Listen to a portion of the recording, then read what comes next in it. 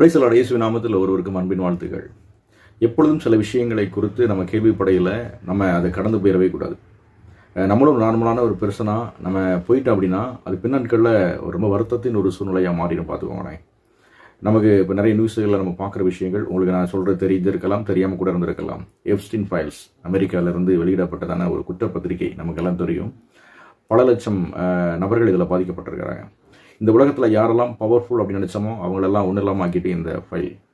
இந்த உலகத்தில் ஆயுதங்கள் செய்யாததை, இராணுவங்கள் செய்யாததை, ஒரு மிகப்பெரிய யுத்தங்கள் மூலம் செய்யாததெல்லாம் ஒரு ஃபைல் என்ன பண்ணுறது, ஃபைல் எழுதப்பட்டதான விஷயங்கள் செஞ்சு முடிச்சுட்டு அமெரிக்காவில் வாழ்ந்த ஒரு நபர், ஒரு தனி மனிதன் தன்னுடைய சுயநலத்திற்காக உலகத்தில் இருக்கிற எல்லா தலைவர்களுக்கும் எல்லா தலைவர்களையும் தன் வசப்படுத்தி கொண்டு அவங்களுடைய இச்சைகளுக்கு என்ன தேவையோ அதற்கு தீனி போட்டு என்ன பண்ணான், நிறைய பேருடைய வாழ்க்கையை அழிச்சிட்டான்.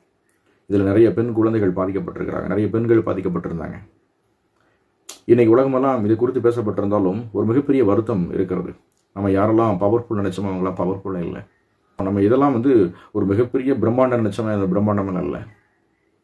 ஒன்று நம்ம லைஃப்பில் ஒன்று புரிஞ்சுக்கிறோம், நம்ம யாரை ஃபாலோ பண்ணுறோம், பின்தொடர்கிறோம் என்பதை நம்ம புரிஞ்சுக்கிறோம். இந்த உலகத்திலேயே அப்படிப்பட்ட எல்லா தகுதிகளும் இயேசுவுக்கு மட்டும்தான் இருக்கிறது.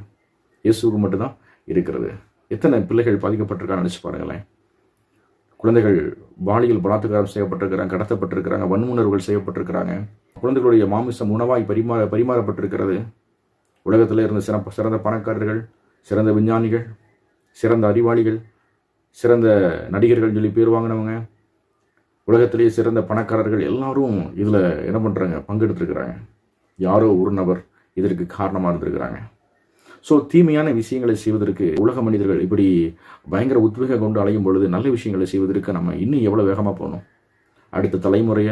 அடுத்த ஒரு நல்ல தலைமுறையை உருவாக்க வேண்டிய ஒரு மிகப்பெரிய ஒரு பொறுப்பு உங்களுக்கு எனக்கு இருக்குது. மீண்டும் இது மாதிரி ஒரு ஃபைல் திறக்கக்கூடாது.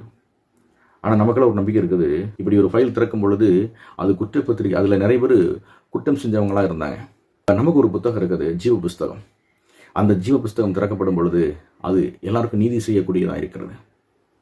நமக்கு குற்றப்பத்திரிகையில் நம்ம பேர் இருக்குதோ இல்லையோ, ஜீவ புஸ்தகத்தில் நம்ம பேர் இருக்கும். தனி மனிதனை நம்பி போனதுனால இன்னைக்கு எல்லாரும் குற்றவாளிகளாய் ஆக்கப்பட்டிருக்கிறாங்க. ஆனால் ஆண்டவரை நம்பி நம்ம வந்துட்டோன்னா நம்மளெல்லாம் அவர் நீதிமானா ஆக்கிடுவார். நமக்காக ஒரு புத்தகம் இருக்குது, அது ஜீவ புஸ்தகம்.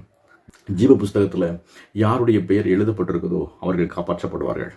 இந்த உலகத்தில் ஒரு மனுஷனை நம்பி அவனை பின்தொடர்ந்தால் அந்த வாழ்க்கை நரகமாய் மாறிடும். ஆனால் தேவனை நம்பி அவரை பின்தொடர்ந்துட்டோன்னா வாழ்க்கை ஆசீர்வாதமாய் மாறிடும். ஆகவே நம் சரியான நபரை பின்தொடர்கிறோம் என்கிற மிகப்பெரிய ஒரு சந்தோஷத்தோட மீண்டும் இயேசுவுக்கு பின்னாடி போகலாம்.